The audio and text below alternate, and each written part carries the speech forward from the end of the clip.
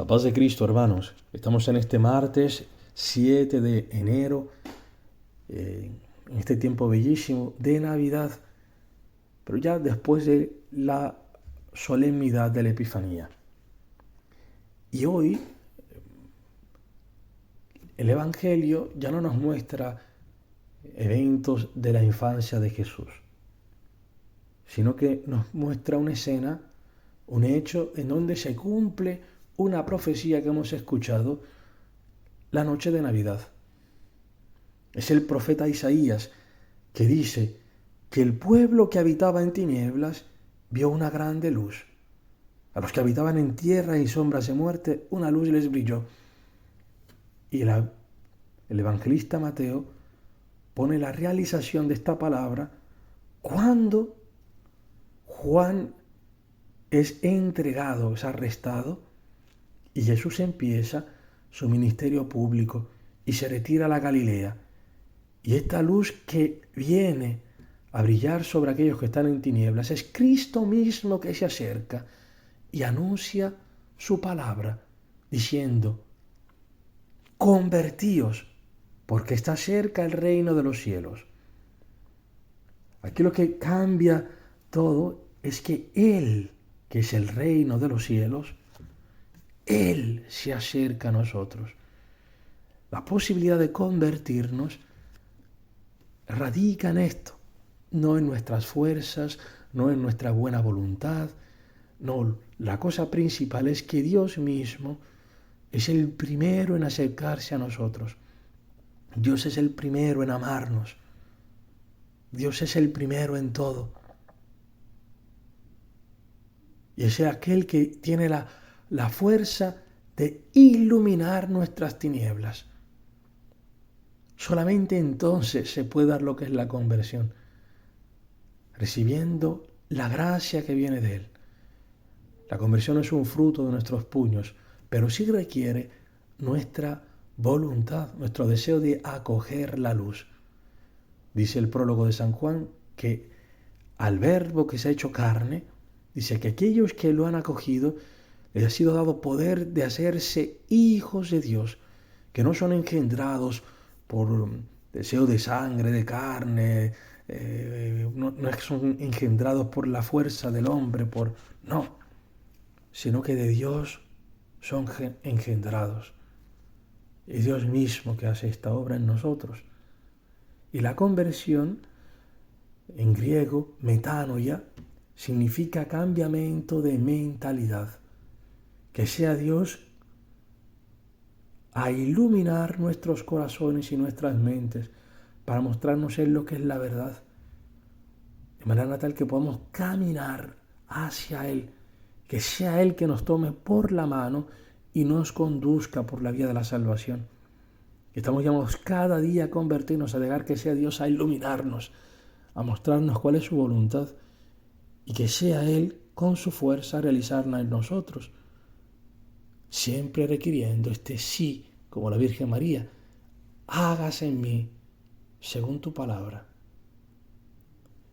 Y bien, para ser más concretos, la primera lectura nos ayuda mucho para saber lo que es la conversión, este cambiamiento de mentalidad, cambiar nuestra forma de pensar. Y el criterio fundamental, que hoy la Navidad también nos hace presente, es que dejarse cambiar la mentalidad, ser iluminados por Dios, significa acoger este gran misterio de este reino que se acerca, que está cerca de nosotros, que se ha acercado en Cristo que se ha hecho carne. Dice la primera lectura, el apóstol San Juan: en esto podréis conocer el Espíritu de Dios. Todo espíritu que confiesa a Jesucristo venido en carne es de Dios, y todo espíritu que no confiesa a Jesús no es de Dios, es el anticristo. Entonces el Señor quiere que nosotros dejemos atrás el espíritu del anticristo, el espíritu del error que es contrario a Dios, para dejar que en nosotros actúe el Espíritu de Dios, el Espíritu de la verdad. ¿Y dónde se ve, se manifiesta el Espíritu de la verdad? Reconociendo que Cristo se ha hecho carne. Es decir, que la palabra de Dios, Dios mismo, la vida eterna, se ha hecho visible. Es reconocer que Cristo es verdaderamente Dios y verdaderamente hombre. ¿Y qué implica esto?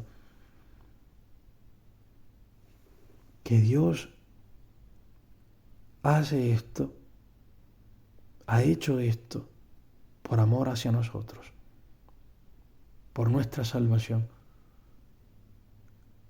Es creer esto, que Dios te ama así profundamente, que tiene misericordia de ti y que te comprende perfectamente en tus sufrimientos, porque que el Verbo se haya hecho carne significa que se ha hecho débil, como tú y yo somos débiles, que nos conoce profundamente.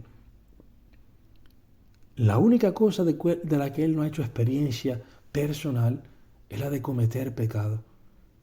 Pero incluso en el sufrimiento de tu pecado, Cristo te comprende. ¿Por qué? Porque Él, siendo el inocente, por ti y por mí, se ha hecho pecado.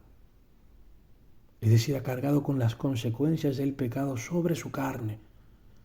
Y Él, siendo el bendito, se ha hecho maldición por ti y por mí, para que nosotros de Él recibamos su santidad, recibamos su bendición.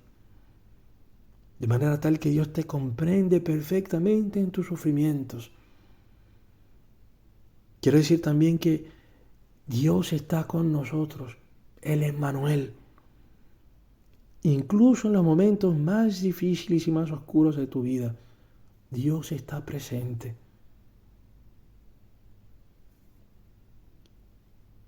Que el Verbo se haya hecho carne, que el Eterno haya entrado en el tiempo a nuestra historia, quiere decir también que tu historia es santa y que cada evento de esa Dios la permite para que seamos siempre más transformados a la imagen de su Hijo, porque Él, que se ha hecho carne, que se ha hecho hombre para que tú y yo seamos hechos hijos de Dios.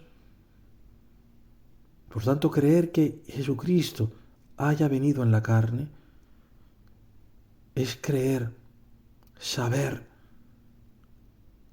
estar conscientes de que somos hijos de Dios en Cristo, amados desde siempre, y que Dios Padre cuida de nosotros. Estar consciente de que estamos llamados a la santidad, que nuestro yo más auténtico y verdadero, porque Cristo nos muestra quién es el hombre, el verdadero hombre, quiere decir que nuestro yo más auténtico no son nuestros pecados, sino que cuando tú eres verdaderamente tú mismo,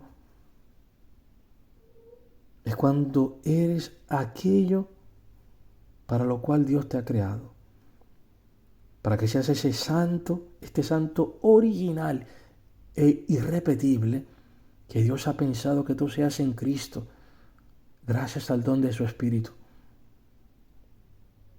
Creer que Cristo ha venido en la carne significa apoyarse en Él, en su gracia, en el don de su Espíritu, no en nuestras fuerzas, porque si Él se ha hecho carne para salvarnos, significa que tus fuerzas y las mías no bastan para salvarnos a nosotros mismos, no bastan para que tú y yo, con nuestras solas fuerzas y pensamientos, lleguemos a la felicidad, seamos felices. No bastamos a nosotros mismos. Creer que Él se ha hecho carne significa creer en sus palabras, porque Él es el Verbo de Dios, la verdad, el camino y la vida. Significa apoyarse en sus palabras y construir la propia vida sobre las palabras de Él, no basándonos en nuestras propias ideas. Creer que el Verbo se ha hecho carne significa escuchar la voz de Él que habla también por medio de la iglesia. Dice hoy el apóstol San Juan en la primera lectura que de esto se reconoce el espíritu de la verdad del espíritu del error. Dice, nosotros somos de Dios, el que es apóstol y los apóstoles, que son la autoridad de la iglesia, el magisterio.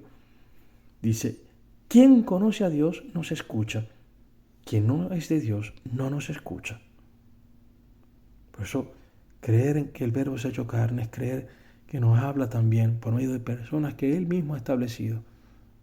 Creer en el anuncio que la iglesia nos hace, lo que nos enseña la iglesia. Significa también amarnos los unos a los otros, vivir en la gratuidad, en el perdón, porque Dios a nosotros nos ha amado gratis, nos ama gratis. Significa rechazar todo pensamiento que sea contrario a la reconciliación, a poder amar al otro incluso cuando el otro no nos quiere, porque Dios nos ama cuando nosotros somos malvados y pecadores, cuando hemos sido enemigos de Él. Dios ha enviado a su Hijo para salvarnos. Significa creer que el Verbo se ha hecho carne, significa creer que Él también está presente en el otro, en tu marido, en tu mujer, en tus hijos, en los demás. Porque que Él se haya hecho carne implica que Él se ha unido de una forma misteriosa y profunda con cada hombre, de manera tal que lo que nosotros hagamos o dejamos de hacer por los demás, lo hacemos o lo dejamos de hacer por Cristo. Ánimo, hermanos, que el Señor nos conceda la gracia de realmente de poder convertirnos siempre más a Él, poder ver su presencia en medio de nosotros, poder realmente apoyarnos siempre más en este misterio de amor que Dios, el Verbo, se ha hecho carne, que ha puesto su morada en nosotros, en medio de nosotros, entre nosotros, por amor a ti y a mí. Alabado sea Jesucristo.